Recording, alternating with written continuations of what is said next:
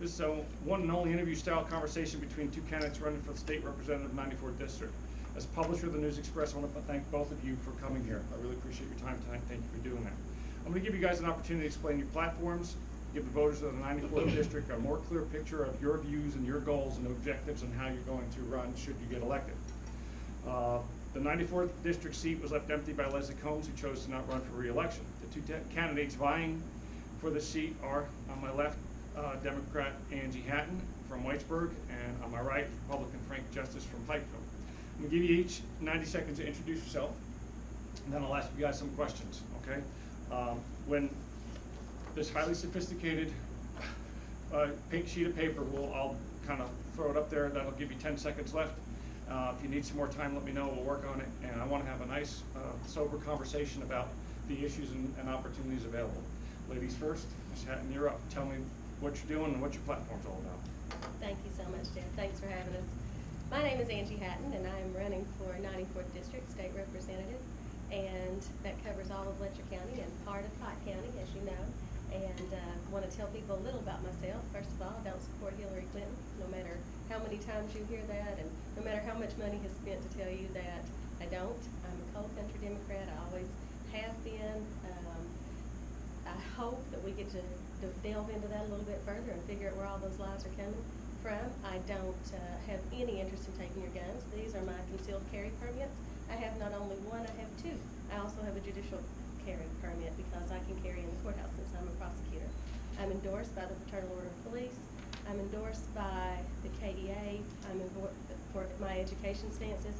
I'm endorsed by the UNWA, which would not happen if I were against coal in any way.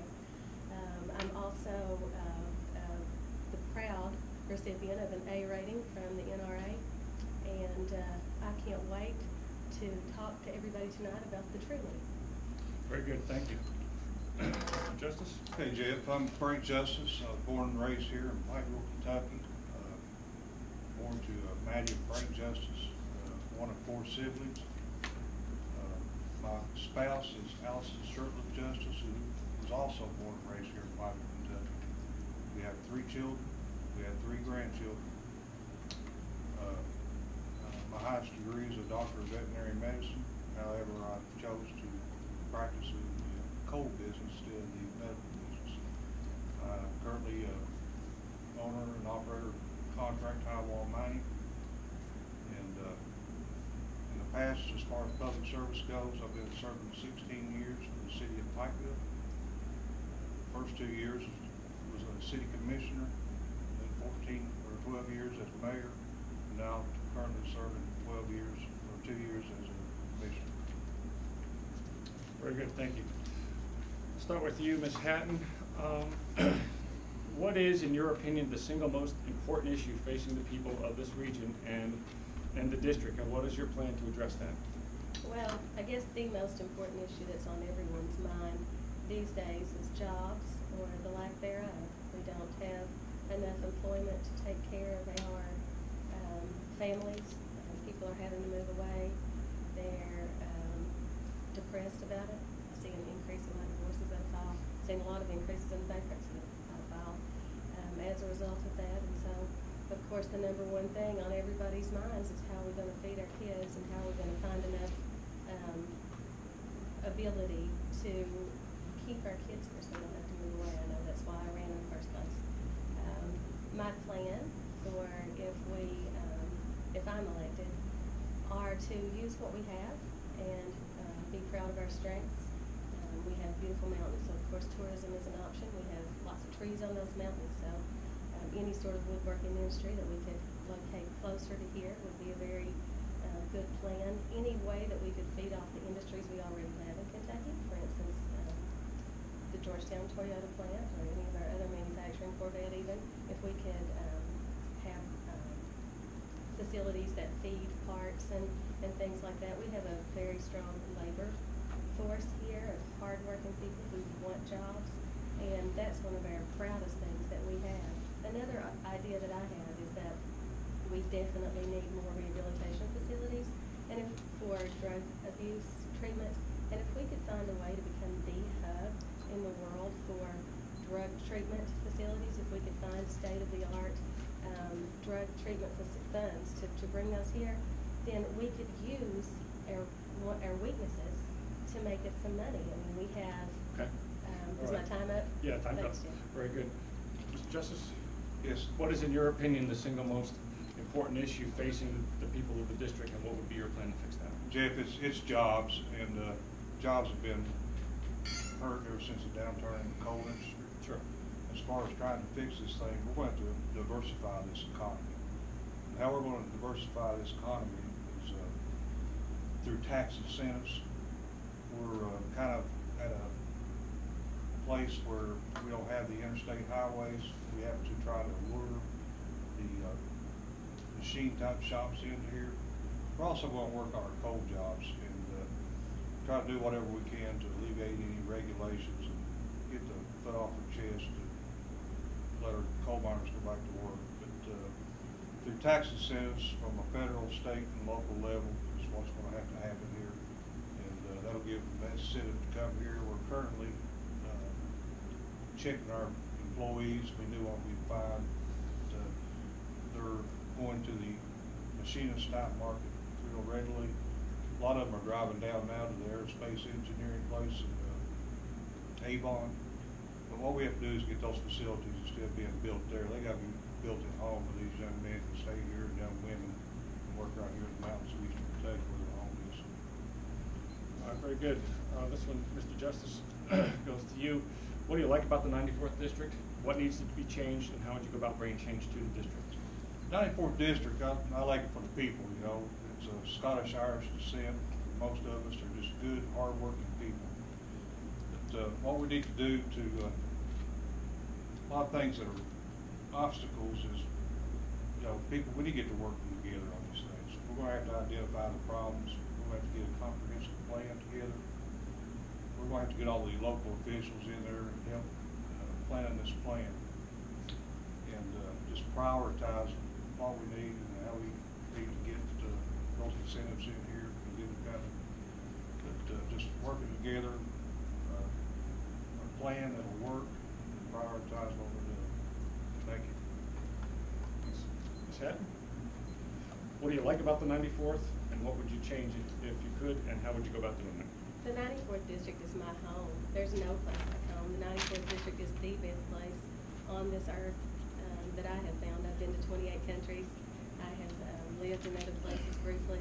This is the best place on earth, not only because of the natural beauty that we have here, but because of the communities and the relationships and the people that we have. Some of the best and brightest and most hardworking people I know live here. And what do we need to do to fix it? We have to listen to the people. We have to care enough about the people not to leave it. We have to care enough to find a way to help. And we have to elect leaders that will work hard. We have to elect leaders who know how to work hard and are willing to work hard and sacrifice and make things happen for the people here. We can't count on Washington. We can't count on Frankfurt. We got to elect our own leaders that are among us, for one of us, and who care about us. Okay, very good. This goes to you, Ms. Hatton. The coal industry is drying up very rapidly, and not many counties have used coal severance money wisely in the past, and few, if any, have any money left over for a rainy day. Pike County at one point sued their legislators over spending coal severance. Should coal severance be appropriated by the legislators for the counties to use, or should the counties spend the coal severance the way they want to without any oversight? I think that if we elect legislators we trust, that's the way that it should go. I mean, we elect our legislators to go down and represent us and be our voice in Frankfurt, and that should be the way to go, rather than dividing it among so many counties. You know, the legislative districts are a little larger and would be more of a global plan rather than county versus county versus county, the way we have it now. I mean, county lines don't mean anything, but they mean so much right now. People fighting over which county's going to get it. I think the legislators make a better choice. What was the rest of the question?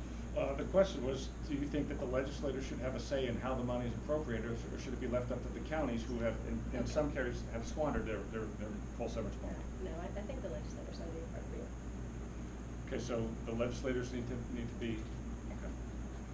Mr. Justice, that question to you? Jeff, what we need to do as a legislator, we need to come back and get back with our local elected officials. We need to sit down and have a good, hard discussion about what's going on. Look at our comprehensive plans that we've made together. We need to prioritize those plans. And we just need to work together on a local basis, legislators. And if you got a priority, if you got a plan, you can go out there and get your infrastructure put in. You can create new jobs that are coming. But I think it needs to be just a good combination of the two, working together and having a plan and prioritizing what you need in that plan. And we'll go forward. Thank you. Okay, thank you. Mr. Justice, it's to you. The governor vetoed a bill that would have brought back 100% of coal severance money back to the coal-producing counties. Do you support his decision to do that? And would you be in favor of a bourbon tax or a horse tax where all counties share the distribution like they enjoyed the benefit of a coal tax? It's my understanding the governor vetoed that bill because of the fluff that was in there. I'm for the coal severance coming back to our region. I like to see a bill where it just spells that out and people not having addendums to it, and just have a nice clean bill and bring that coal severance back. As far as A bourbon tax or a horse tax? Well, the bourbon and horse tax and a coal severance tax, coal severance is on non-renewable items. So if you're mining your coal, you're supposed to be taking that coal severance tax and diversifying your economy. And we need to get back and work together and get that diversified. The mayor may be out of the barn a little bit. We can use some of what's left to diversify our economy. As far as horse or what was the other one? Bourbon. Those are things that are made every day. They're not non-renewable. They're renewable, and you have to compare apples to apples. Okay. Ms. Hatton, back the same question to you. Well, I'm not surprised that my opponent doesn't want to tax horses since he owns a horse farm and breeds race horses and sells them for hundreds of thousands of dollars. I imagine that tax would cost him some money, but I think it's a great idea. I mean, if we're going to tax Eastern Kentucky for what we do and what makes us money and how we make our living, why shouldn't we make the bourbon producers or the horse breeders pay a tax as well? Okay. Ms. Hatton, is to you. Both President Obama and Democratic nominee Hillary Clinton have spoken terms which indicate lack of support for the coal industry. President Obama stated that he would bankrupt coal-fired power plants, and Hillary Clinton said that she's going to put a whole lot of miners out of work. You both have stated you will protect coal jobs. Donald Trump has pledged to bring back coal, but the industry faces massive obstacles to rebounding, including market forces, physical challenges in getting coal. Can any presidential candidate actually bring back coal? And what would be your plan to bring back jobs in the industry when there are so many obstacles against the industry? Ms. Hatton, that question is to you. Can either candidate bring back coal? No. Neither candidate alone is going to be able to bring back coal. There were so many different forces that combined to make this huge downturn. I think coal can come back. My family's been in the coal business for 3 generations on each side. I was legal counsel for my family's coal companies. I'm sure you know, Jeff, and fought regulations every day and their COs and their citations and things like that. I've been 4 miles underground myself, showing equipment to our insurers. I think it could come back, but it's not going to take a president to do it. It's going to take a concerted effort of everyone here demanding it and making our voices heard. Okay. On a national level. Mr. Justice. Jeff, when we had trouble in the auto industry, we had a government that was willing to back that auto industry and give them incentives until they got back on their feet and recovered. But when we have a coal industry that's experiencing hard times, especially with natural gas prices, we got a government that's kind of putting its foot in our chest and holding us down. I think we have a candidate in Donald Trump that will get the EPA off our backs and let our guys have a level playing field where they can do what they can do, and our guys are out here right now trying to find ways to prioritize and get their coal into specialty markets. Met coal is bounding back right now as we speak. But bituminous coal, it's going to be slow, but with our infrastructure, with our equipment and technology we have today, we can lower our cost and extract the coal. And compete with what market's still out there. May I respond? I'm sorry. Sure, go ahead. If Mr. Justice is finished, I'm sorry. Are you finished? Yes. Okay. May I Sure. respond briefly? Sure. I don't think either candidate has the capability to suddenly say, let there be coal, and we have coal again. That's something only the Lord above could do. I think that Mr. Trump has said he will help coal, and that's the reason I'll be voting for him. At least he says he'll help. But what's going to change things is if our congressmen go to war for us. They're supposed to be our soldiers in the war on coal. If there's a war on coal, our soldiers are our congressmen, because Congress makes laws, not presidents. All they can do is state a policy. And we've had congressmen that have not gone to war for us. Okay, thanks.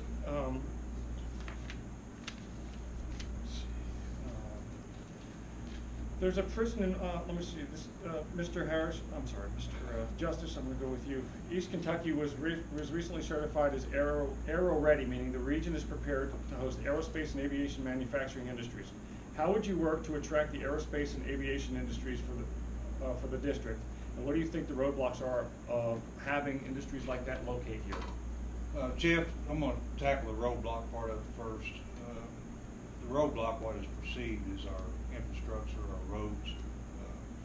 A company is more apt to build out on Interstate 75 around Winchester. So, but what we're doing and how we're going to attract this business is back to what I've been working with One East Kentucky.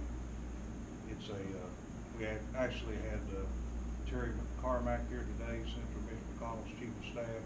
You've already been in Hal Rogers' office along with Blake Griffin, the chief of staff of the governor, presenting this package. And what it is a complete tax incentive for people to come here and build.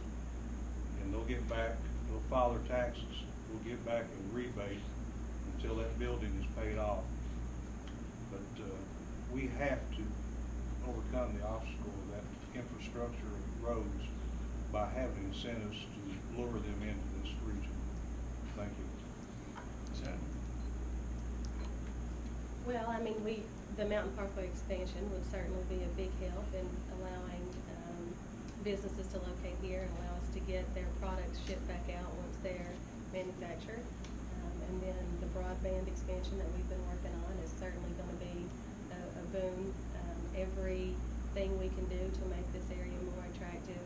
We need more lodging. We need more housing, especially over in Letcher County. There's going to be a housing shortage if we have more industry come in. And the way we attract them is a package of tax incentives as well as economic development plans that are cohesive and that are not fought by different factions and fought by different counties. We need to have more than one county working together.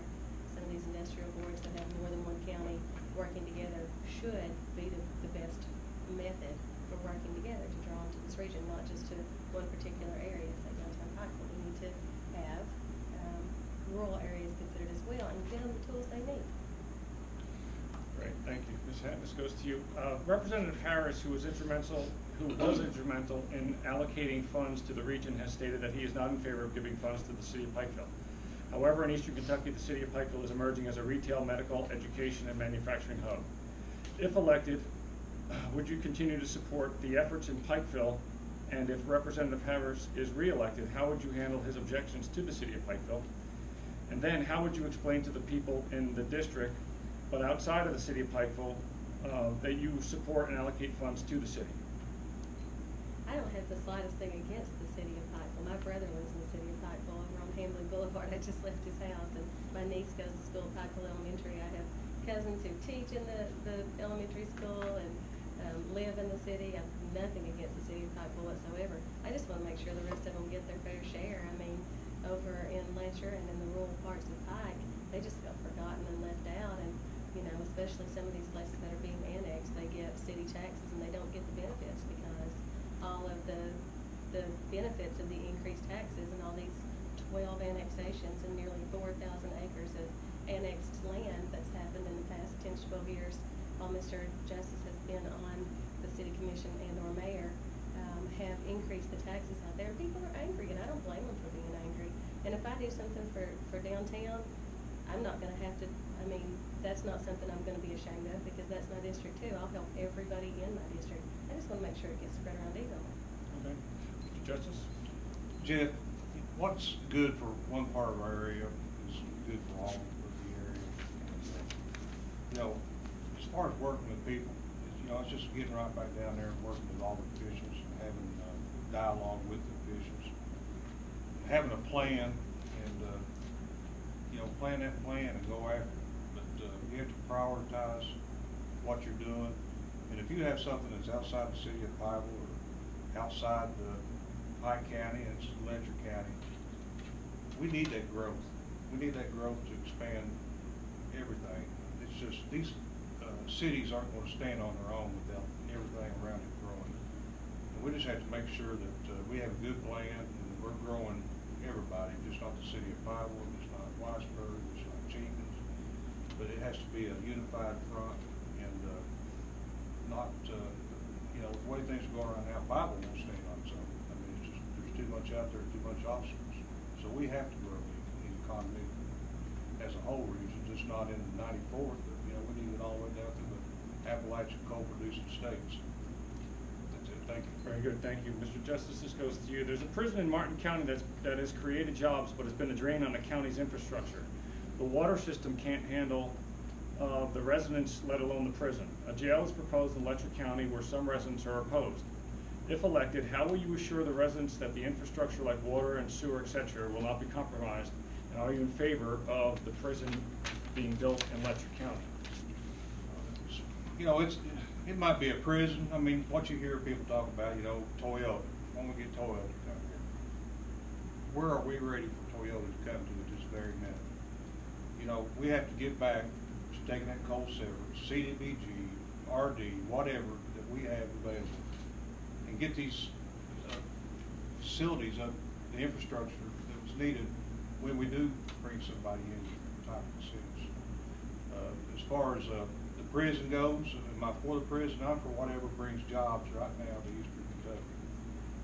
But we've got to get caught back up with our coal severance and the things that are used, the grants that are out there to get our infrastructure back up to par and be ready to go once we do get incentives to them and bring these companies in. Thank you. Very good. Ms. Hatton? Should repeat that question, Jim. Yeah, the question is that there's a prison in Martin County that's created jobs but has been a drain on the county's infrastructure. The water system in Martin County can't handle the residents, let alone the prison. There's a jail proposed in Letcher County where some residents are opposed. If elected, how will you assure the residents that the infrastructure like water, sewer, etc. Will not be compromised, and are you in favor of the prison? Thanks, Jim. I was on the planning commission that initially started studying and attempting to work with Al Rogers' office to bring a prison to Letcher County, and we had no idea at that time exactly what it took, and it is enormous.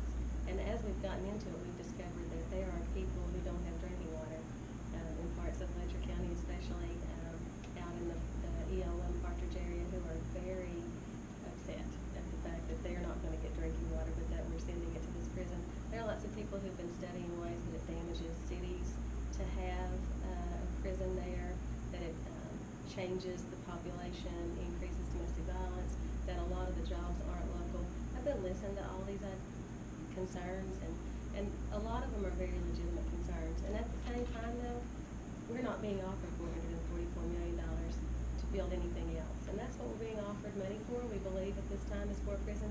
But I would ideally love to see, and that we have to study whether the BOP, the Bureau of Prisons, can do this or not. But if we could make it the type of correctional facility that offers treatment, if we could make it the type of correctional facility that offers actually rehabilitation, if it could be a halfway house, if it could be a state-of-the-art facility that provides security, of course. I mean, they are criminals. I put people in jail every day of my life. I mean, I've come to terms with that. That's something I had to do for a living. It's not the ideal way, but if we could make some sort of, get that money and use it for a way that treats the individuals before we return them out to the community, I think that would be good. All right, that'd be good. Thank you. Next question goes to Ms. Hatton. The race has seen some nasty tactics. There have been some negative ads, signs being removed by candidates, party members, distortion of truths, and so on. Why is it necessary for candidates and PACs to throw so much negativity into a race like this, as opposed to talking about the issues that people are facing, and how would you address them? And do you approve of these tactics?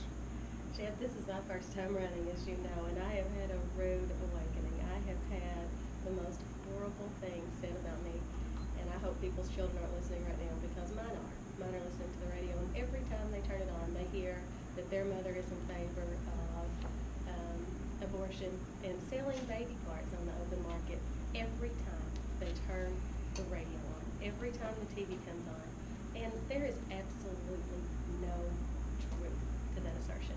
Not only am I pro-life, but I have two beautiful children that I love, and I have never taken 1 cent from the National Party. That is an outright lie. And do I approve of these tactics, Jeff? No, I do not. Thank you. Justice. Jeff, you have two agendas. There's a conservative agenda and there's a liberal agenda. That conservative agenda is pro-coal. This liberal agenda is anti-coal. We signed on one of those two agendas. I signed the conservative agenda. My opponent signed the liberal agenda. That's what I have to say about that. May I respond? Thank you. Sure, you have 30 seconds. What Mr. Justice is referring to is the paper that we signed when we filed to run for office, says I will uphold the principles of the Democratic Party. It does not say anywhere in there that I will uphold every single piece of the Democratic national platform. It has never been interpreted that way. There is no mechanism for enforcing it in that way or removing a candidate that does not. There are very few Democrats in Kentucky, especially Eastern Kentucky, who are pro-choice, and there are none of them that are against coal. That is a ridiculous interpretation and a very old truth that's being resurfaced. Okay, thank you. Mr. Justice, this will go to you. The state is a very severe pension issue to the point where it's draining the state's revenues and coffers and reserves. What should be done about the pension issue for retired employees and future retired employees? First of all, Jeff, that pension system, we have to honor our promise to those retirees. We have to keep it built up and honor that promise. That's one of the top reasons, besides working on a local issue that I've got. It's really hurting the state's ability to bond and work as an entity, and we're losing to other states around us. But you have to have a good conservative fiscal policy.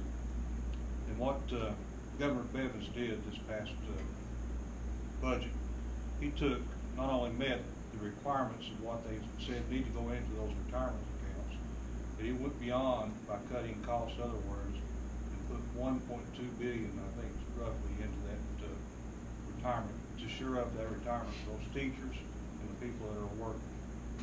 What the Democratic Party wanted to do was borrow $3 billion and put that in there to live off the interest. Doing something like that is what I call going on the stock market and going on margin to get your head knocked off. 2008, you know, it was pretty well funded, and then we had a crash in the stock market, and you saw how it went. But the problem is, the past 8 years of the Shears administration, they never met the arc that was supposed to go in there to begin with.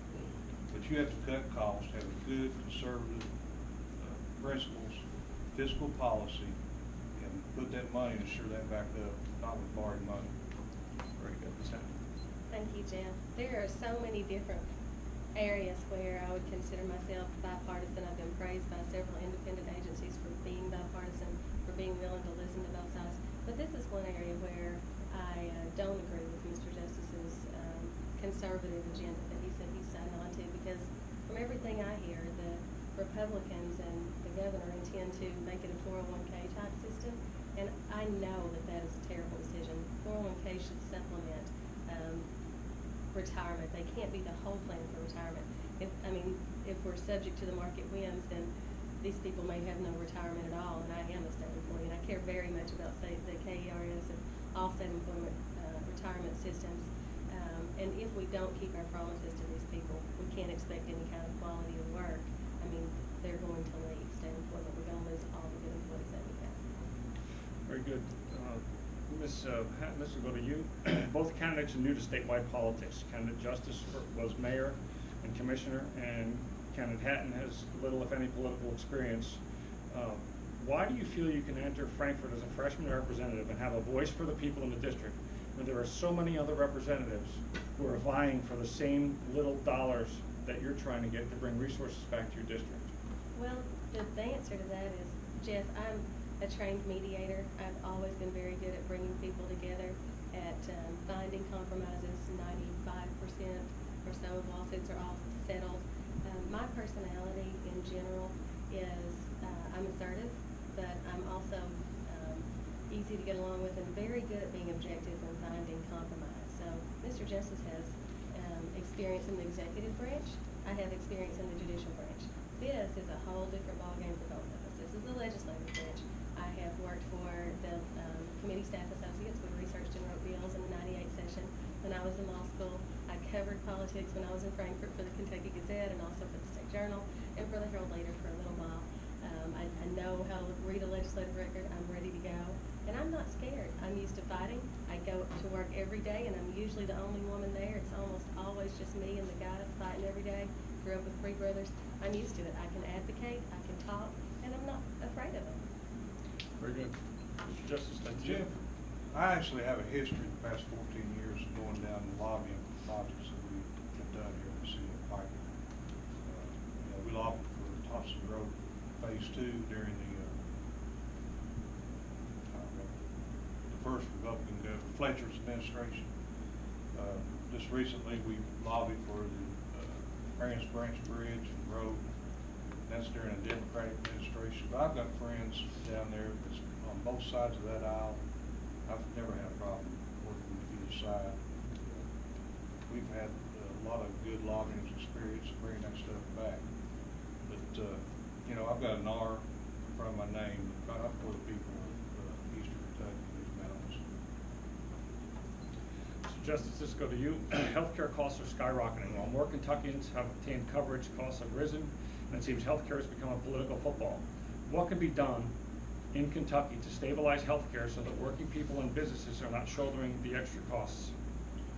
Jeff, our seniors and our working people and our laid-off coal miners are having a terrible time right now with the skyrocketing cost of healthcare. Ever since we've gone to this system, there used to be 4 or 5 carriers that was in this system. Now we're down to 1 carrier that's honoring the Kentucky Connect healthcare system. That's just going to drive the prices up. We've got to make sure that these prices, we have to do everything we can to keep healthcare prices down for our seniors and our working people, and especially our laid-off coal miners. They have to be taken care of. But that's all I got. Ms. Hatton? Well, several people told me this week that they got notice that they're losing their health care. And the saddest part about it is that we had a health care system in Kentucky with Connect that was working. We had one of the ones that was being praised on a national level for having been implemented properly. So what we have to do to save these people from losing their health care and from the prices skyrocketing is to stop what Governor Bevan has come in and done. He has done so much damage in the less than a year that he's been in office. I mean, people are getting letters this week saying they're losing their health care, and it's just horrible. It's the saddest thing to watch these people who finally got health care. I didn't have it growing up. My dad worked for himself, driving a coal truck, and we never had health insurance. And I mean, I know exactly how that feels. And basically, that's what Governor Bevan is sending us back to. Sure. Chief, Sure. This is not a matter of what Governor Bevan's doing. It's a matter of the economics. And these companies that have led this Kentucky Connect are not making a profit. They can't be profitable or legal. And that has nothing to do with what Governor Bevan's plan did. We're down to 1 carrier. That drives the cost up. You don't have competition amongst people. We need to be able to go outside the state of Kentucky and go to other carriers and have competition amongst them, try to keep the price down. That was just the best thing. Okay, very good. Let me ask you a question. quick, both of you, should Obamacare or the Affordable Care Act be repealed and replaced? Sure, it needs to be repealed and replaced. It's just getting out of control, you know, it's not important. Repealed and replaced is the worst possible solution. It needs reform. It definitely needs reform, and there are tons of ways it could be improved. The cost and the time involved in repealing the entire thing, when it was a Republican idea in the first place, is not workable. Thanks. All right.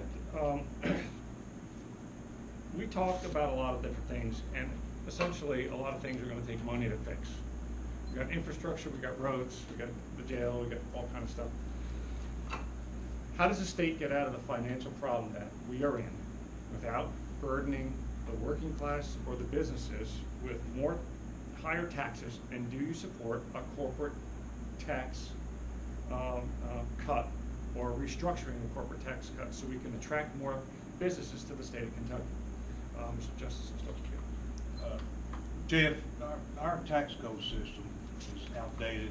It's back in 1970s when this was brought into effect. Our tax code needs to be fair, first of all. It needs to have the loopholes closed. And, you know, that's the first thing, two things you do. You get the loopholes closed and make it fair to everybody. Then you see where you're at as far as what cutting corporate taxes going down. But, you know, it just has to be fair, and it has to, loopholes have to be closed. Well, is there a way that we can get ourselves out of the financial hole without burdening the corporations or the taxpayers by increasing taxes? We're going to have to get those loopholes closed. We're going to make it fair and see where we're at. There's so many loopholes out there in this antiquated tax system that we have, and make that decision after we do that process. Okay, very good, Ms. Hatt. So I think what you're saying is that some of those loopholes help the corporations to keep their costs down, and can we close those without causing harm to the businesses and causing them to close? And I think we have to do something about our tax system that is not representative of anything modern. It probably can't be done in this short session that's coming up, but we've got to start it right away so that by the long session in the following year in 2018, when we set the budget, that we also have to do some comprehensive tax reform. Very good, thank you. It was recently reported in the News-Express that Canada Justice obtained funding for a flood wall that is outside the city limits. Mr. Justice, why do you feel it was necessary to step outside the city to obtain funding for this? And are there other projects that could have benefited inside the city limits? And then I'll have a follow-up question for you, Ms. Sam. Jeff, that came about, you know, when I'm out here campaigning, people are telling me what their issues are and what they need to see. One example is on 160 over in King Street. You know, a truck was complaining about having his truck rubbed by the trees. You know, I just simply went down to District 12, asked Mary if she would attend to that, and she cut all the trees from Gordon to rock sand. And this flood wall came back just campaigning and talking to an individual with the school board. He told me what was going on, and I knew that was a good project over there. I've seen that Johns Creek Elementary School flood so many times. The safety of our kids from a flash flood, I had no problem going down and trying to secure that funding. You know, whatever we can do to help these children, it helps us all. And it was a safety issue, and hopefully that'll solve the problem over there. Very good. Candidate Hatton, do you support his efforts on stepping outside his area for projects like this? Well, I think if he was elected to work for the city of Pikeville, that's probably what they expected him to do, and they probably expected their magistrates in that area to take care of the flood wall. I would never want children jeopardized or unsafe. It probably was a better mechanism to make that happen. And I mean, it's probably hard to keep track of what city limits are. They change so often around here. Okay, very good. Angie, our region has lost thousands of jobs from a whole bunch of different various reasons, and crime, as you know, you said you put a lot of people in jail, are on the rise, and you know how it affects families. Crime is on the rise. What do you propose about the crime issue that the residents of the district are facing, and how would you go about fixing the crime issue in the area? Well, Jeff, in my experience, and I've been practicing for 18 years, and the majority of that now has been as a prosecutor, the basis for nearly all of our crime is drugs. I mean, nearly every robbery in some way involves drugs. Of course, the DUIs and things like that, they're all the direct result of our rampant substance abuse. Substance abuse goes up when the poverty rate goes up. People are laid off and they're desperate and they're depressed and they self-medicate and they try to ease the suffering that they're feeling by using these substances. It also makes the domestic violence rate skyrocket when we have the drug abuse. And the only thing we're going to be able to do, and listen, this comes from someone who puts them in jail every day. I do. That's what I do for a living. It doesn't work. They come back out and reoffend. So the only thing that we need to do for our crime rate, and I mean, this also comes from someone who has had loved ones in my immediate family. My baby brother, we nearly lost him to substance abuse. He's great now. He's been 5 years clean. But that's because he found a very good facility. And not everyone can afford those good facilities. So in my opinion, the single most important thing we can do to stop the crime rate from rising is to get good rehabilitation facilities and counseling, and also find these people some jobs. Mr. Justice? You know, crime rate has risen, and it's got to do with drugs and poverty. Drugs are costing a huge amount of in poverty. We have to get these people help, try to get them rehabilitated. But we need to give them hope, Jeff, and we have to, hope through jobs that they can better themselves. You can get them cleaned up. If they get back into the normal routine and they have no hope, they're just going to go back into the drugs scene. But so we need to get the jobs. Work together and get the jobs going. Okay, very good. Goes back to this next question is, since drugs are so rampant and have had destroyed the families that are in not only our district but the entire region, is there any legislation that is on the books or any legislation that you would propose to curtail the use of illegal drugs, be it locally for the offender or the prescriber or the company or the manufacturer? Mr. Justice. Jeff, it's the social issues that are going on right now, and as far as reread that question, please.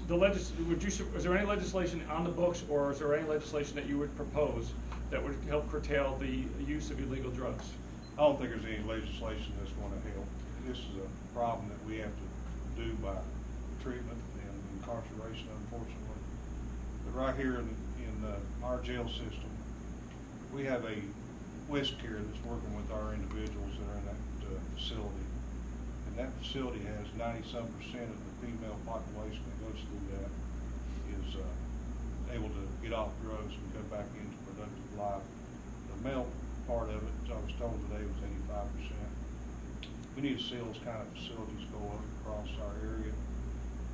But, I just don't think legislation is going to stop this thing. Okay. I disagree. I think there are so many different ways that as a legislator I can find a way to help these people like my brother who are suffering. We can find ways to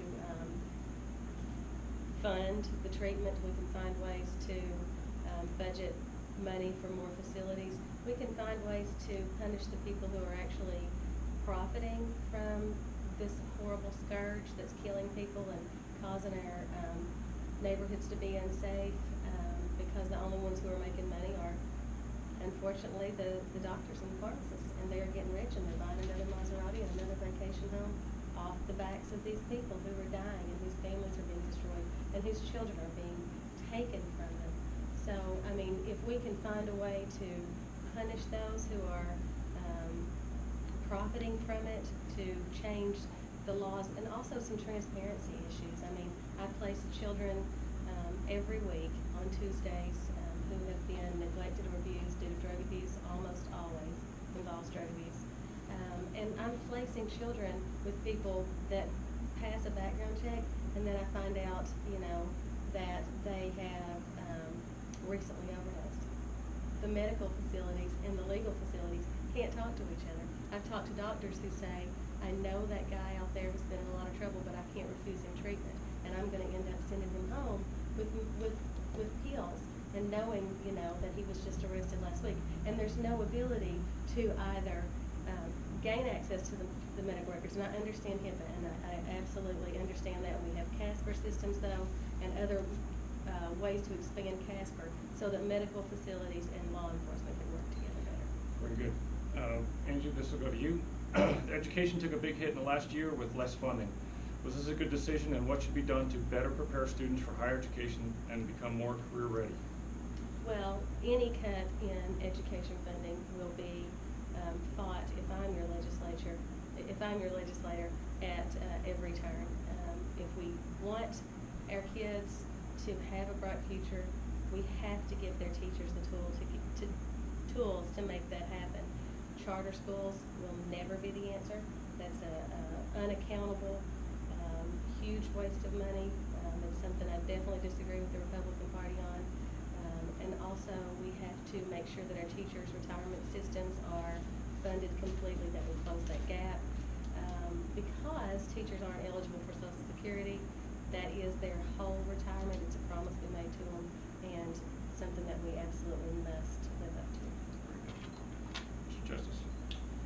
Jeff, K through 12 has not been touched one bit. In fact, the Republican budget is going to have more seat money per year, $50 a rate. So the first year had been $50, second year had been another $100, and the third year had been $150. What has been touched is higher education. You know, we need to make sure that higher education, that money goes towards educating those students. We're getting a lot of perks and stuff that are in the education. People can't afford it, and higher education is not for everybody, you know. We need to have some trade schools out there where people can learn plumbing and electricity and that type of stuff. But I've never been on the record saying that any seat money, it needs to stay in the district where it came from. They want to do charter schools, fine, but they're not going to take our children's seat money. And I'm on the record. I have signed it. Thank you. Very good. Mr. Justice, let's go to you. Water, sewer, trash pickup, high-speed internet are things that all candidates say are important to bring jobs to the district. Many people in Letcher County are facing water issues, let alone internet access. What's your plan to bring resources back from Frankfort to ensure that the residents get water, sewer, trash pickup, and access to internet? Jeff, you have to get right back to that comprehensive plan. You have to plan your plan and get everybody involved in local and state level. And what cost efforts you come back, you know, you got to prioritize what that is. As far as the high-speed internet goes, we've been held back so long for roads here, and we don't need to let the high-speed internet hold us back now. You know, they're doing the fiber middle mile right now. Here in this area, we're one of the first to work on the end mile, and there's been a lot of workers or cable companies that are trying to get that end mile out, but we have to get that out there to them. But you know, you just have to prioritize and make sure that every single dollar that you get goes to something that's worthwhile to create jobs. You know, just working together and prioritize and plan your plan. Thank you. Very good, Ms. Hatton. My plan for getting attention back to this area and getting the money back to this area that we need is that I will be the squeaky wheel. I will be the one who refuses to take no for an answer. I will be the one who takes care of my people as if they were my own children. I will go to every corner. I will keep going until all resources are exhausted. I won't stop until my people get the help they need. That's my role. That's what I'm being sent to Frankfort for if they elect me. That's what I'm being paid for. And that's what they should send me home for if I don't do. I should be the squeaky wheel that insists on help for my people. The people out in the rural areas who don't even have healthy drinking water and don't have access to sewers, including where I live. Very good. Next one goes to you. Explain to me your 100-day plan. Okay. The first 100 days, the very first thing that I would look at doing is finding ways to curb the drug addiction problem in Eastern Kentucky. I am talking to a bunch of different facilities and talking to them about what they need and how they could better be served. And a lot of what they say is that we need mental health treatment, so I'd be looking at ways to fund scholarships and things like that to get people back into Eastern Kentucky who have the ability to treat each other, and I think that would cause the overall morale to improve. And also anything and everything that I can do, and I don't have all the answers to how to bring jobs back to Eastern Kentucky, Jeff. I've never claimed to have all the answers. What I'm good at is listening and then fighting for the very best ideas I can hear. Very good. Mr. Justice, what's your 100-day plan? Jeff, I don't really know if you can come up with a 100-day plan until, you get back. When I'm out there, when I'm working and campaigning, I'm hearing people about the clean drinking water. I've got this idea of tax incentives. They talk about ambulance, and they talk about fire, but until I get elected and came back and get with these local officials and see what their needs are, get an understanding of what they need, and we can combine our ideas. It's not what I want, it's about what they all want, what they need. And, after you meet with all those people, then you can come up with a plan. Very good. A couple more questions. Cubs or Indians? Cubs or Indians in the World Series tonight? Cubs. I gotta go with the underdog. The Cubbies? Yes, sir. Well, we agree. Okay, that's another thing we agree on. Okay, great. Last question for you. Before I do that, we both agreed, or you both agree that tax incentives for corporations, we both agree that there's, you all need plans and there needs to be a comprehensive plans. What's good for all is good for the area. Tax systems need to be visited. Drugs and crime are a big thing. Both things say that we need to hope and help. Both agree that we agree that we need jobs. Both of you guys agree that there's plenty of jobs that are needed for the area. And I just kind of recap that information because those are the kind of the same notes that I've been taking. And you both agree that the Cubs need to win tonight. Last question. In the fall, we're electing a new president. Who are you going to elect? Donald Trump. Who are you going to elect? I'm choosing the lesser of two evils. I can't vote for Hillary Clinton because she has insulted our way of life. I can't wholeheartedly endorse Trump because he has insulted our veterans, and he's done various other things to make me worry about his stability. However, at least he says he's going to help hold jobs, and Hillary won't even say that. Very good. Last thing, last statement. You got 60 seconds. Tell the voters why they need to vote for you. My name is Angie Hatton. I am not Hillary Clinton. I'm tired of being called Hillary Clinton. I'm tired of being called Hillary Hatton everywhere I go. I have a concealed carry. I have an A rating with the NRA. I have 3 generations of coal on both sides of my family. 2/3 of this district is registered Democrat. Does that mean that we are all against coal and for abortion? No, it does not. I am pro-life. I'm tired of the lies about me. I hope that you guys will listen to this. I hope you'll look for yourselves at the NRA's website or at their magazine and their rating that they gave me. I hope that you'll look at the fact that the UMWA and the SECO Employees Association both endorsed me, and they wouldn't do that for someone who's anti-mining. And if you could just do the slightest bit of research instead of believing the things that you're getting in the mail and the $500,000 that's being spent to spread these lies on me, I think you'll end up with a much better representative who actually knows how to talk and who actually cares enough about you people, every one of you, to go to Frankfurt and help you. Thank you. Justice? Our primary focus here in Eastern Kentucky is jobs. We lost all our coal jobs. We've got to get those coal jobs or something back. We used our coal severance money for other things. Coal severance money was to diversify this economy. So we have to go back and what coal severance monies that we possibly can get, we have to use them for infrastructure projects. But we've got to go and get tax incentives to draw these people in. We need to finish our road projects in Mountain Parkway. We need to finish 119 from Weisberg to Jenkins. Take that on down to 15 where we go over and set up on 80. But I'm a candidate that's used to diversifying and building jobs. We diversified this economy here. We've been growing during a downturn in the market. I've used the people and their talents here. I know how to get people married together that can complement each other. And I'm a deal maker.